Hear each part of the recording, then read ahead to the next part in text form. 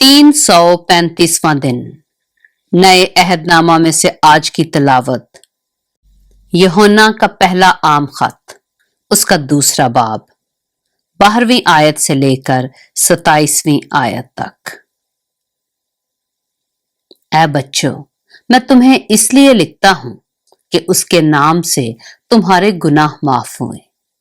ऐ बुजुर्गों, मैं तुम्हें इसलिए लिखता हूं कि जो इब्तिदा से है उसे तुम जान गए हो। ऐ जवानों, मैं तुम्हें इसलिए लिखता हूं कि तुम उस शरीर पर गालिब आ गए हो।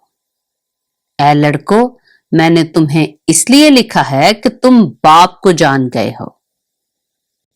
ऐ बुजुर्गों, मैंने तुम्हें इसलिए लिखा है कि जो इब्तिदा से है उसको तुम जान गए हो।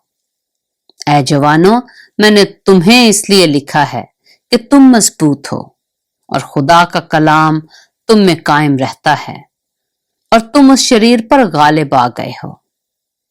न दुनिया से मोहब्बत रखो, न उन चीजों से जो दुनिया में हैं। जो कोई दुनिया से मोहब्बत रखता है उसमें बाप की मोहब्बत नहीं, क्योंकि जो कुछ दुनिया में है, यानी जिस्म की ख्वाहिश और आंखों की ख्वाहिश और जिंदगी की शेखी, वो बाप की तरफ से नहीं बल्कि दुनिया की तरफ से है। दुनिया और उसकी ख्वाहिश दोनों मिटती जाती हैं, लेकिन जो खुदा की मर्जी पर चलता है वो अब तक कायम रहेगा। ऐ लड़कों, ये आखिर वक्त है और जैसा तुमने सुना है कि मुखालफे मसीह आने वाला है, उसके मुआफिक अब भी बहुत से मुखालफे मसीह पैदा हो गए हैं। इससे हम जानते हैं कि ये आखिर वक्त है।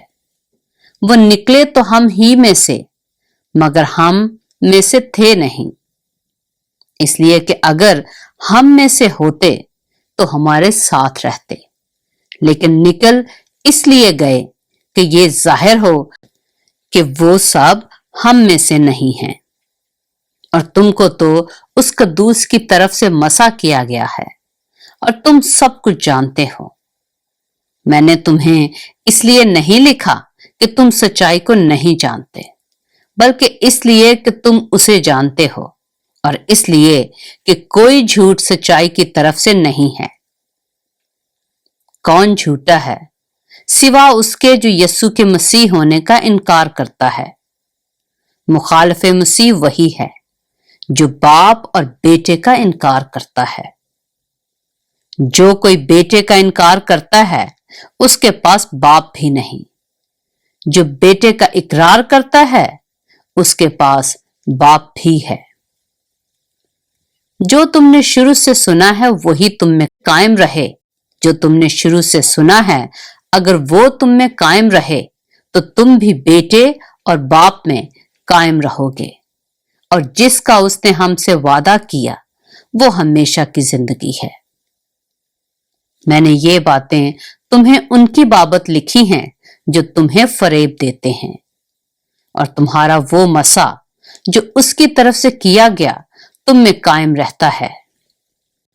और तुम इसके मोहताज नहीं कि कोई तुम्हें सिखाए, बल्कि जिस तरह वो मसा जो उसकी तरफ से किया गया तुम्हें सब बातें सिखाता है और सच्चा है और झूठा नहीं।